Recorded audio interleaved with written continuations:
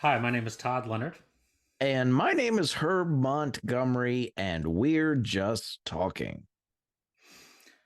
Thank you for always clicking on the like button, clicking on the subscribe button, and clicking on the notification bell icon. We appreciate that.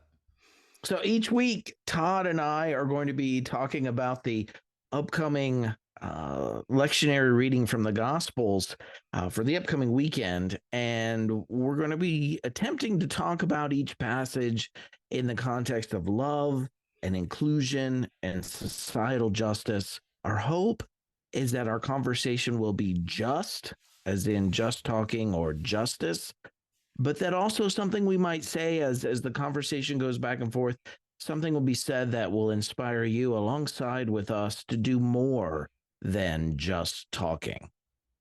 So, Todd, what passage are we looking at this week? We have moved into Matthew chapter 22, verses 1 through 14, looking at Jesus' parable of the great wedding banquet. Oh, sweet. So, the first thing that I always like to remind folks whenever we're looking at this passage, and I know this is kind of out of the box, it's not what we're traditionally used to, but this parable was not originally about who gets to a Christian heaven and who doesn't. It's much more about um, what the kingdom, Jesus's vision for a just human community, a righteous community, what that looked like here on earth.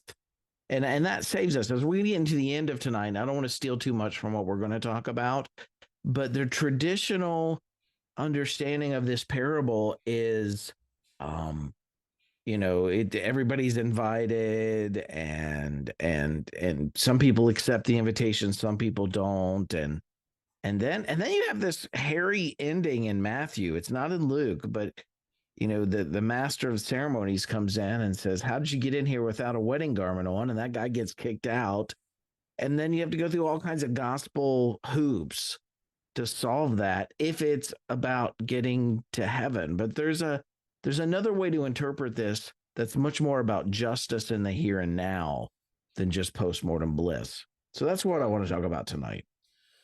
Yeah, I think it's important. I mean, and I think even for those of us who have been educated and really bought into the idea that what Jesus is talking about when he talks in his parables and what his actions reveal about what his purpose is, that his purpose while on earth was about creating the kingdom of God in the here and now. So even for those of us who have bought into that understanding, this parable has always been, it's very tempting to want to take it into a parable about going to heaven, but we have to remind ourselves that what we're looking at this in the context of everything else that Jesus has done and taught.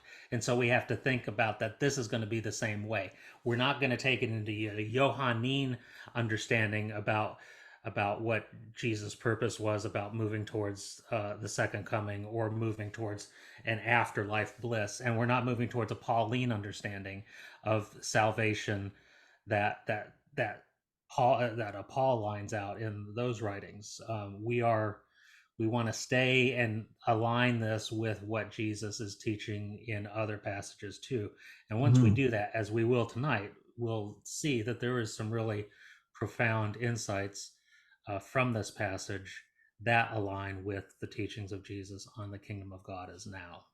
Yeah, let's not take it out of its context, but leave it in the synoptic gospels. And in the synoptic gospels, that's Matthew, Mark, and Luke, if that's an unfamiliar term to anyone.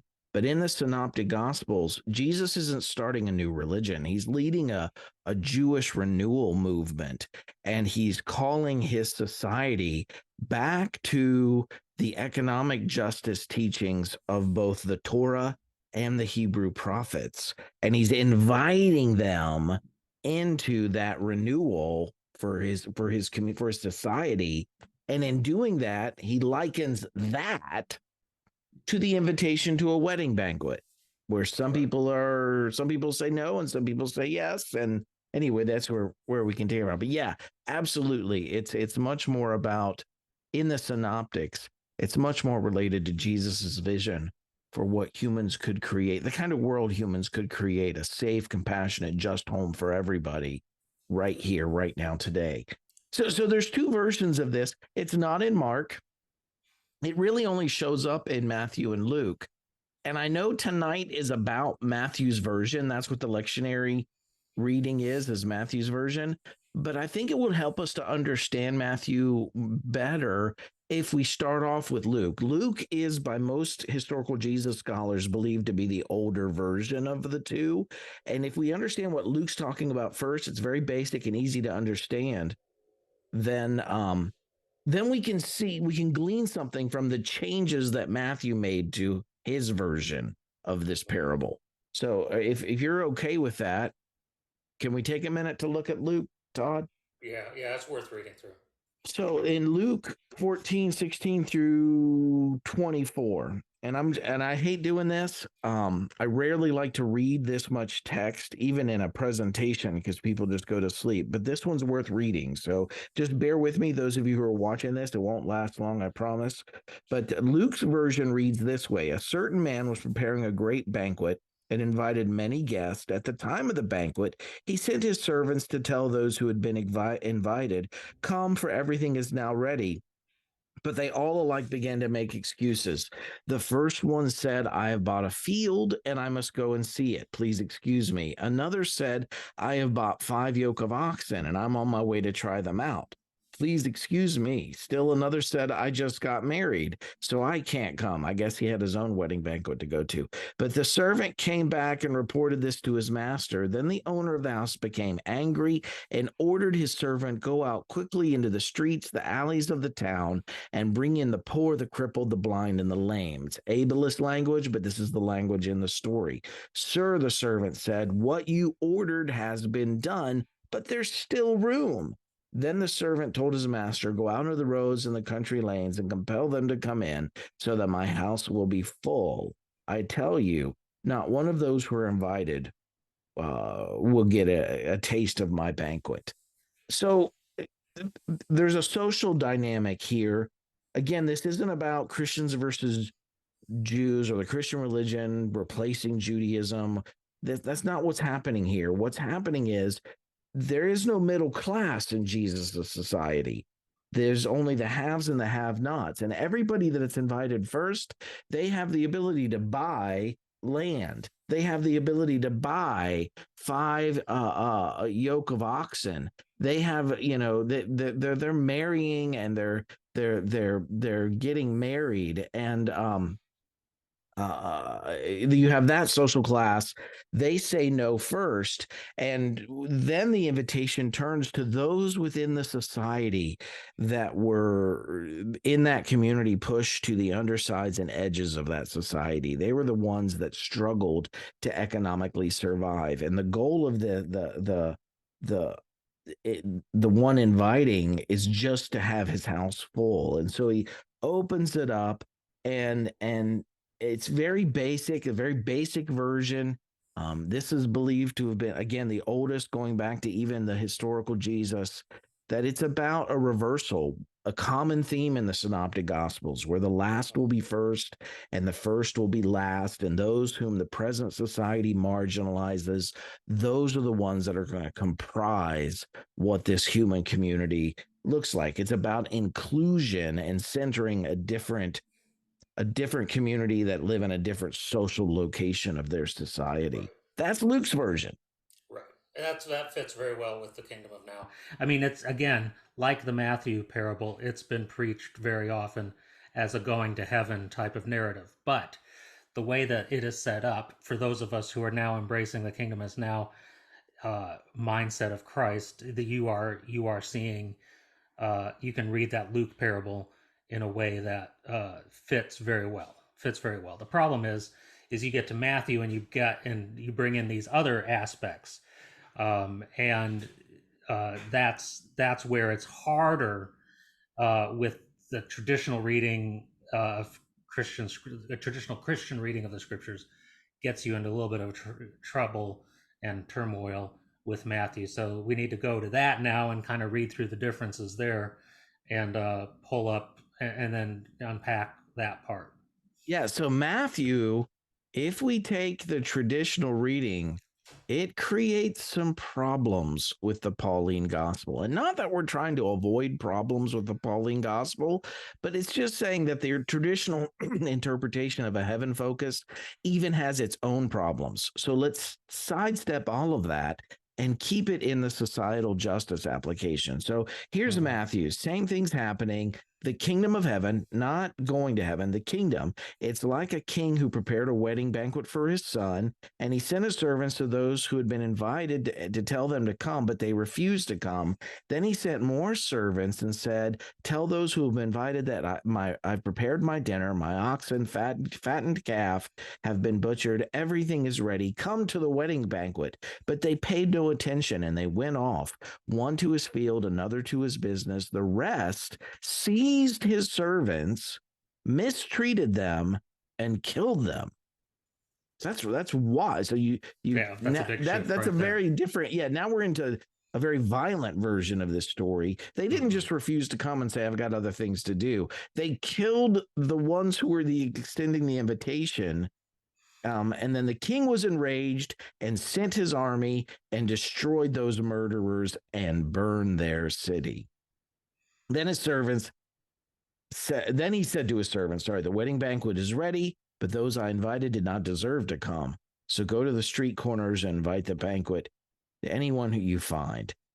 So the servant went out into the streets and gathered all the people that he could find, the bad as well as the good, and the wedding hall was filled with guests. But when the king came in to see the guests, and here's another addition on Matthew that becomes a little hairy, he noticed a man there who was not wearing wedding clothes. And he asked, "How did you get in here without wedding clothes, friend?" The man was speechless. Then the king told the attendants, "Tie him hand and foot and throw him outside into darkness. There will be weeping and gnashing of teeth, for many are invited, but few are chosen." So if this is about heaven or the creation of a new Christian religion or God's chosenness or God's electing, those are the ways that are traditionally explaining this parable, where those who were originally, they invited to be part of this, they rejected it. Then it went to other people. But even among those other people, man, you better make sure you're wearing the right clothing, or you're going to end up like the first ones. And there's just all kinds of problems here. There's all kinds of challenges. Well, and this is the thing where we go to, well, they're not wearing the robe of Christ's righteousness. They're not wearing, and so you can't if you can't go to heaven on your own righteousness. Your righteousness is filthy rags. You can't get there on your own. The only way you get to heaven is wearing the robe of Christ's righteousness that he provides through his death and resurrection. A lot of stuff that you have to go through that isn't in the text. You have to add it to the parable. You have to add it to the text, and so you're using extra biblical commentaries or other writers to try to bring that stuff in, because it's not there. So if you're really going to wrestle with the parable, nowhere in the parable does the master of the ceremonies provide clothing for every guest, and yet this guy was just rejecting the clothing. Now, I understand that an extra bit. There's a lot of people that interpret it that way and believe that, but you have to add to the parable in order to come up with that. It's not there. Right. All it says is there's a guy that's not wearing the right clothes. That's right. Okay, so and there was a general concept of the time that you had certain clothes. I mean, it's like all of us having our Sunday best. That you would show up for a feast like this. You're not wearing your work clothes. You're putting on whatever you have for special occasions, and that's the base reading of the passage, is that somebody didn't show up in their Sunday best. So here's my offer of an alternative interpretation. Instead of this being about heaven and this anti-Semitic interpretation where the Jews are the bad guys that, rejected the invitation, so now it extends to the Christians. What that leads you to is being anti-Jewish people. And that's what it has historically within the Christian church. What if it's not about any of that? What if, once again, it's about the kingdom? Jesus is just human society here on earth.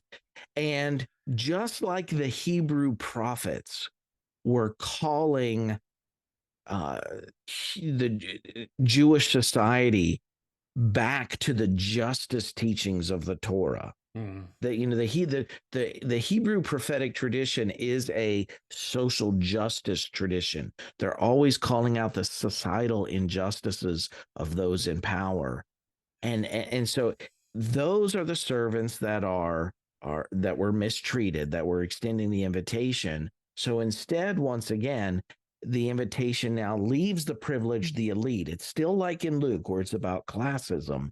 It leaves the property, the powerful, the privileged, and the invitation just goes out to anyone. Um, Mm-hmm. and then it lines up with history too, because what we have to remember is that Jesus was calling his society back to the economic teachings of the Torah and the Hebrew prophets.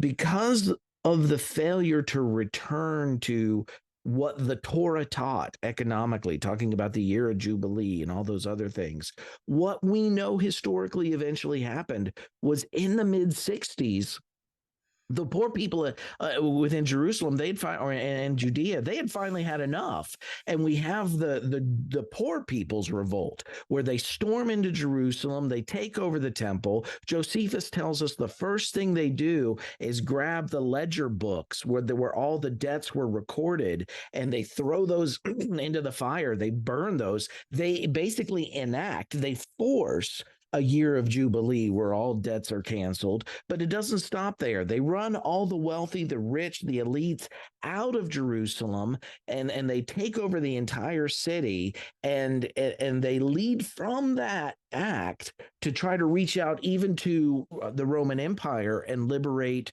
the Jewish people from Roman oppression. And that's where we have from 66 to 69 CE the Jewish Roman War, which ultimately ended in 70 CE with Rome razing Jerusalem to the ground, and the temple being destroyed. We have to remember none of this stuff is in Luke's version, because Luke's is a much more cosmopolitan audience. They're bearing the fruit of Paul's evangelistic labor, where the church community is filled with not just Jewish people, but largely Gentiles now. But in Matthew's gospel's audience is a very Galilean audience.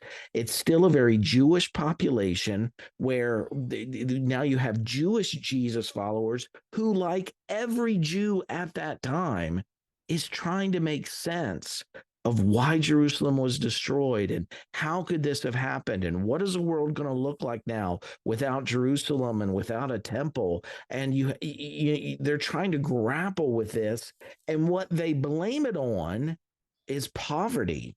We didn't pay attention to the economic justice teachings of our own wisdom tradition. And then they're standing in line with the Hebrew prophets when they do that.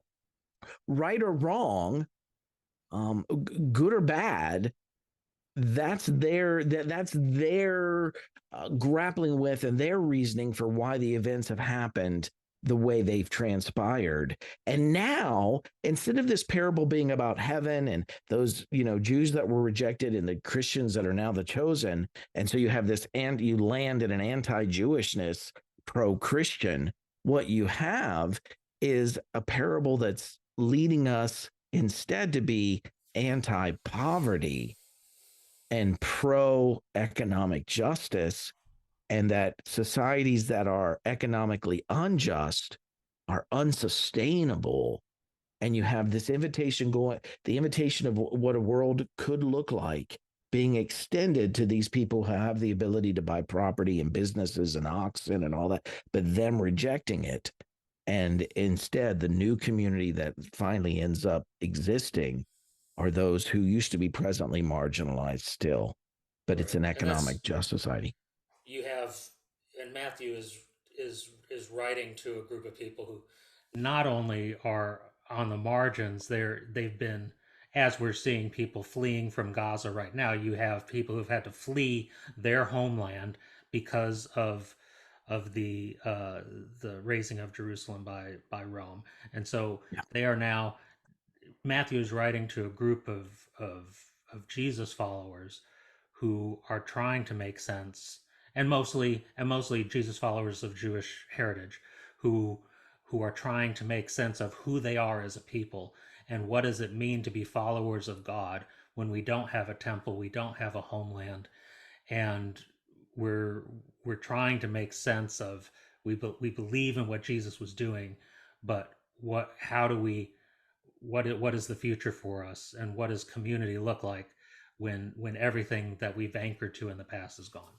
Yeah. And so you have this Jewish community, Jewish Jesus follower. You have this Jewish community within the Jesus movement that is seeing the Jesus movement itself now open up to non-Jewish people. And they're even grappling with what does it mean to even be a Jesus follower at this time? Not just a Jewish person, but even a Jewish Jesus follower when we are quickly becoming so cosmopolitan. We're not just a Jewish renewal movement anymore. And they're holding on to some of those identities, saying, listen, okay, so it's going to open up to everybody, but man, you still got to be wearing the right garments. You still got to keep the values, the ethics, the principles of what Jesus was about. Right. And that's where I see the lessons are this week. And again, I mean, the idea of nations crumbling or people experiencing vast devastation because of economic abuses, that is a rich theme within Hebrew wisdom, Jewish wisdom tradition. Even in Ezekiel 16:49, it says, now this is the sin of your sister Sodom. She and her daughters were arrogant, overfed, unconcerned. They did not help the poor and the needy. Over and over again, it's not that they rejected Jesus. That's not why things happened. It's because they were unconcerned for the poor, and that became unsustainable. But getting back to this wedding garment, I wrote this week. And I think there's a theme here when we look at the wedding garments that the guy that didn't have the right clothing on, the proper attire, and then you have this statement that all are invited but not all are chosen. Um, I'll just read what I wrote. All are invited to sit at the table of justice, but not all are welcome. This table that we sit down to requires that we stand for something. The justice table is about justice for everyone, justice for women, justice for people of color, justice for the LGBTQ community, justice for indigenous people, justice for the poor, and the list could go on. The table is about justice for everyone, especially those the present system does harm. And everyone is invited to the table. But to be welcome at the table, one has to take off the garments of patriarchy and put on the clothes of egalitarianism. One has to take off the garments of racism and put on the clothes of racial justice and inclusion. One has to take off the garments of white supremacy and authoritarianism and put on the clothes of a diverse democratic society. One has to take off the garments of homophobia, biphobia, and transphobia and put on the clothing of equality. One has to take off the garments of colonialism and put on the clothing of reparations and repentance. One has to take off the garments of classism and put on the clothing and resources and wealth redistribution and equity. So again, everyone's invited to this table, but this table is about something. And for you to pull out that chair and take a seat at that table, you've got to let go of everything that table is not about and embrace what that table is about. That's what it means to be wearing the proper attire for a wedding banquet. You have to be wearing the clothing. It's not about perfection. It's not about, being holy enough. It's not about any of that stuff. It's about embracing the appropriate attire, the appropriate principles, values, the principles that the table's about. And if you embrace those, then you're welcome. Everybody's invited, but to be welcome at the table, that table is a safe place for the marginalized. And therefore you've got to embrace what that table's about to sit, be welcome to sit down there. Yeah. And what we were tempted to do instead, and what we ultimately ended up doing instead, was we created a new religion, and said that people had to align themselves with the religious teachings of Christianity, or Mm. Mm-hmm. Yes, and then right. a couple hundred years down the road, when Constantine makes it the religion of empire, then it becomes the tied to uh, empire economics and empire classism and uh, and power, and it moves away again from what it had been, was a poor people's community, and it Mm. moves into the religion of empire and wealth, and again then the classism and the racism and the colonialism all flows from that again. So instead of seeing a religion that stays rooted, and the people of the religion rooted in the right clothing, the about justice and equality and goodness for all, we see it falling apart by the third century and beyond, and moving into what it has been up until today, which has been there have been reforms and schisms and things, but it's been all around doctrine and teaching, and the right doctrines of the church, and understanding the nature of Jesus, and minutia like that has nothing to do with actually creating just equitable communities. And Mm-hmm. so there's been only been a fringe within Christianity that has really cared about that, and continues to be just a fringe. I mean, you can count, there are a number of denominations that seem to have more of a justice focus today, but those numbers are dwindling in the Mm-hmm. light of where things are going today. And we have, and people are continuing to isolate into tribalisms, and us versus themism, and not embracing uh, the justice call that Jesus was trying to get people to embrace back then. Yeah. Even Saint Augustine, and I say that kind of tongue in cheek, he reverts back to the language of Luke's version where the master tells the servant to go out and compel people to come in. He tells them to compel them with words, and if necessary, use the sword. It was better for people to burn now than for them to burn later. And so again, it's that embracing of Christianity rather than, as you said, a just society. And then again, when we think about what's happening in the context of Matthew's day, it makes way more sense to interpret this as about Jesus's kingdom in the here and now than again about heaven. If we make it about heaven, then we've got to add to this parable. It's really not about, having the, producing the right clothes. It's, Jesus offers his clothing to everyone. And, you got to add all this extra stuff to still make it by grace, by faith. If we don't have to do any of that, if we leave it about establishing just, equitable societies in the here and now, according to the justice of the Hebrew prophets and the justice of the Torah, then what we see is that they're opening up their community, but they're saying it still needs to be about justice. Everyone's going to be invited, but not everyone's true. You got to be about those core justice values that Jesus taught in order to sit at that table. And that's where then it comes down to the nitty gritty, and it comes to you and I. It comes to anyone who is trying to take these teachings seriously of Christ and implement them into today's society, and integrate them into our own daily lives, and how we live with among people, how we how we recognize in our own community how we can create better places for the marginalized and the economically displaced, and how can we have a role in that? How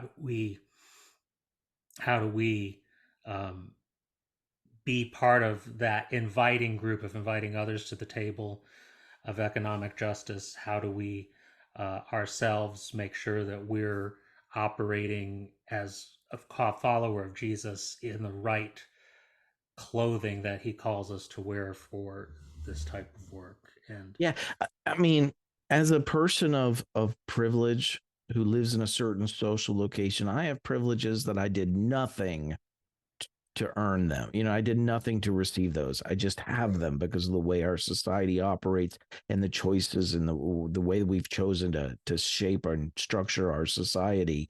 I have to be continually asking myself, what does it look like for me to take off the garments of the system that I'm living and benefiting by and put on the garments that are appropriate to the table, to the wedding banquet, to Jesus's kingdom?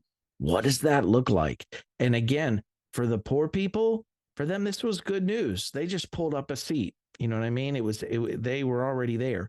But for people of privilege, the invitation is harder to say yes to. It takes a change of clothing for us to embrace it. And I can understand why the first one said no. right. Wealth redistribution, selling all my property and giving it to the poor. No thanks. I'm good. Yeah. Yeah. I Yeah. have just recently, as I've been starting my chaplaincy,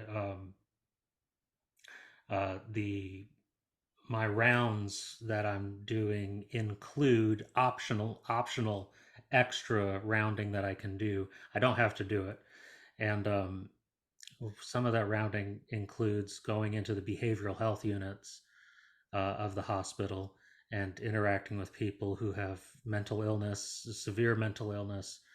Um, and I can tell you now, having done that for a couple days this week, um, I'm really asking myself hard questions about what this passage has to say to my presence with mentally ill people and people who don't even know are even imagine themselves living in a place that is not reality. Their brains are not really even functioning in reality, and others who are deeply paranoid, and others who are deeply angry inside, and others um, who just something's not going right. And this is also just it's as we've been studying this passage for this week, it's made me ask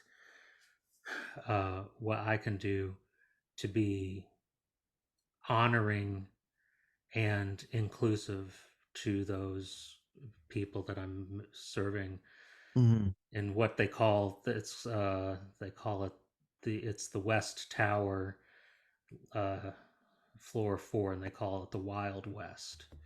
And what does it look like to the um, be the presence of Christ, be a person of justice for those Mm-hmm. in the Wild West? And I really appreciate this because it really it calls asks me what clothes am I wearing to this banquet with these people.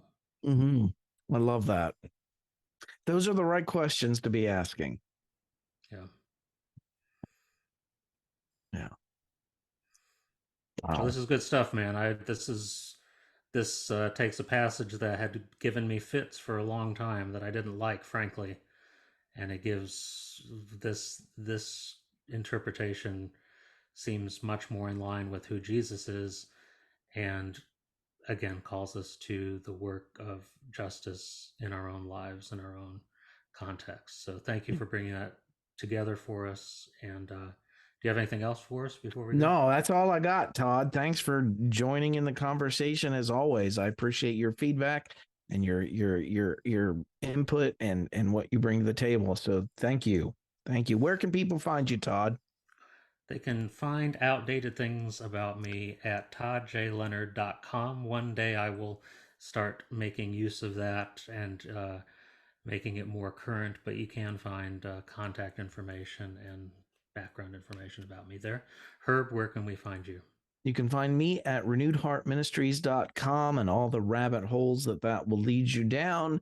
And I'm happy to say that you'll also very soon, I'm going to keep leaning on him here, you'll also be able to very soon be able to find Todd at renewedheartministries.com as well. He's going to begin providing some content and different things there on our website there as well. So keep a lookout for that.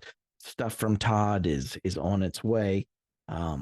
Thanks for watching this week, everyone. Really appreciate you making time and space to participate in these conversations with us. Leave us a comment, hit that like button, hit the notification bell, and we'll see you next week.